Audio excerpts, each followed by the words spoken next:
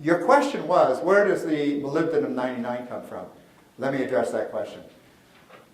Canada decided to get into electricity production and isotope production.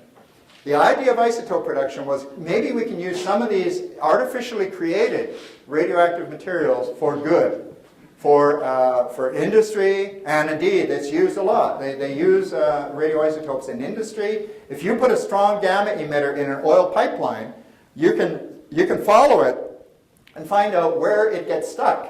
And then you know that that's the place where the clog is in the pipeline. Radioactive materials are also used to measure with great accuracy the thickness of paper, even in paper mills. Radioactive materials are used in medicine, as you know, for a variety of therapeutic and diagnostic purposes. A lot of this work was done with considerable pride by the people at Chalk River and by the people in the Canadian nuclear industry.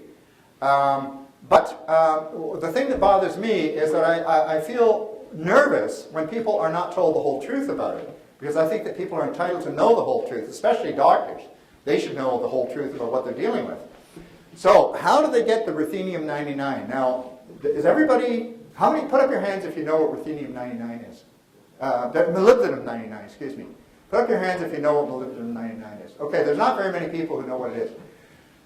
How many people heard about the firing of Linda Keane as president of the Canadian Nuclear Safety Commission? Okay, now we're talking. Linda Keane was fired as president of the Canadian Nuclear Safety Commission because of a certain reactor which is over 50 years old that's operating at Chalk River called the NRU reactor.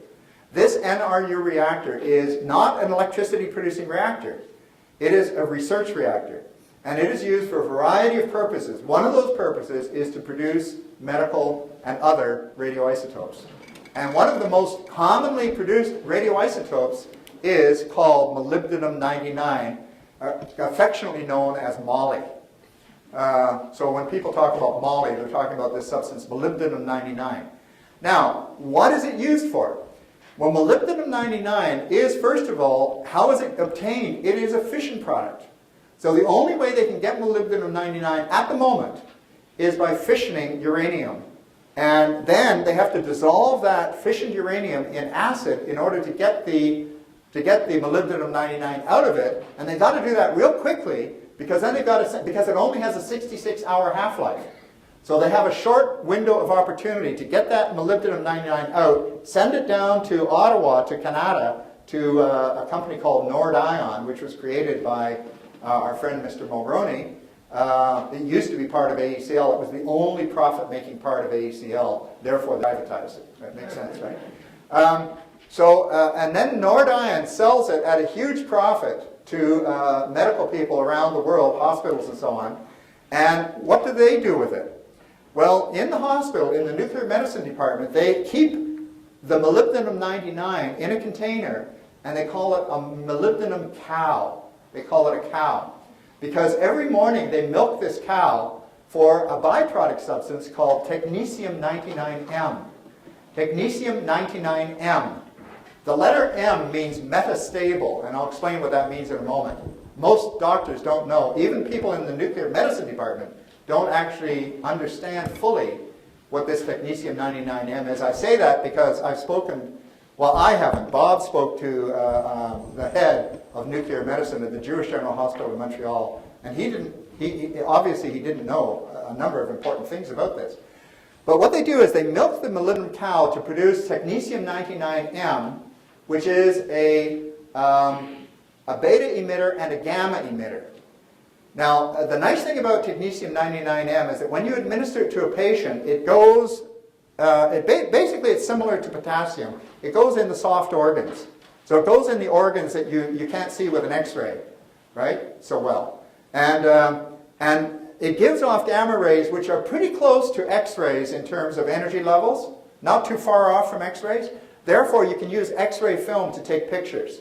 And you can take pictures of various internal organs. And it's very, very widely used. They give 10,000 of these in a year very easily around the world of these diagnoses. Now, what most medical doctors, I believe, are unaware of, most medical doctors believe that this technetium-99m, which has a 6-hour half-life, simply disappears and goes out of existence after 6 hours, or no, not after 6 hours, but after, let's say, a couple of days, a few days, a week. That it's simply gone. There's no more left. It's all gone, and there's no problem anymore. I thought so too, as a matter of fact, until I was called to testify at the House of Commons Committee on Natural Resources about the NRU shutdown and about the isotope, so-called isotope crisis. And what I discovered at that time is that I just did a little homework, and I found out that technetium-99m indeed does have a half-life of 6 hours, but when it decays, it turns into technetium-99 without the M. Now what the M means, by the way, is metastable.